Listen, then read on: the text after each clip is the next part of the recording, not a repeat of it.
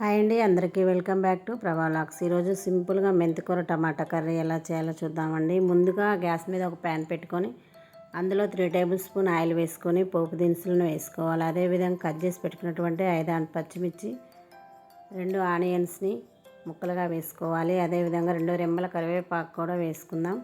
వీటన్నిటిని గోల్డెన్ కలర్లో వచ్చే వరకు వేయించుకుందాం. ఈ విధంగా వేగిపోయిన తర్వాత ఇందులో నేను ఫ్రెష్గా అల్లం వెల్లుల్లి పేస్ట్ దంచి వేసుకున్నాను, టేస్ట్ బాగుంటుందని. దీన్ని కూడా ఒకసారి వేయించుకుందాం. అదేవిధంగా 1 టేబుల్ స్పూన్ పసుపు కూడా వేసుకొని వేయించుకుందాం. ఈ విధంగా వేగిన తర్వాత ఇందులో ముందుగా కట్ చేసి పెట్టుకున్నటువంటి మెంతాకును కూడా వేసుకుందామండి. నేను 6 కట్టల మెంతికూర అనేది తీసుకున్నాను. ఈ మెంతికూర అనేది ముందుగా పోపులోనే వేసుకోండి. దీంట్లో ఉండేటువంటి చేదు అనేది మొత్తం పోతుంది ఈ విధంగా ఆయిల్లో ఫ్రై చేయటం వల్ల. ఈ విధంగా ఆయిల్లో మంచిగా ఫ్రై అయినటువంటి మెంతికూరలో నేను ముందుగా 5 టమాటాలను కట్ చేసుకున్నానండి. ఆ 5 టమాటా ముక్కల్ని ఇందులో యాడ్ చేసుకుందాం. ఈ మెంతాకు టమాటాలు మంచిగా మిక్స్ అయ్యే విధంగా కలుపుకుందామండి.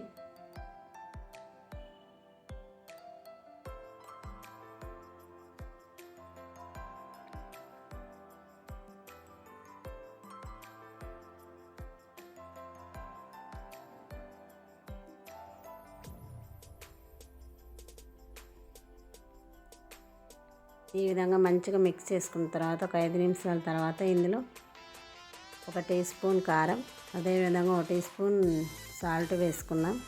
మీ టేస్ట్కి సరిపడా చూసుకొని వేసుకోండి. నేనైతే 1 స్పూన్ వేసుకున్నాను కారం, ఉప్పు.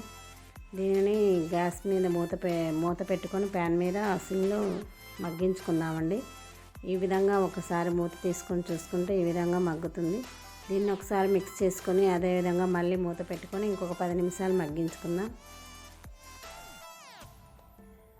10 నిమిషాల తర్వాత మూత తీసి చూస్తే ఈ విధంగా టమాటా అనేది మంచిగా మగ్గిపోయి ఉంటుందండి. దీన్ని మంచిగా ఒకసారి కలుపుకుందాం.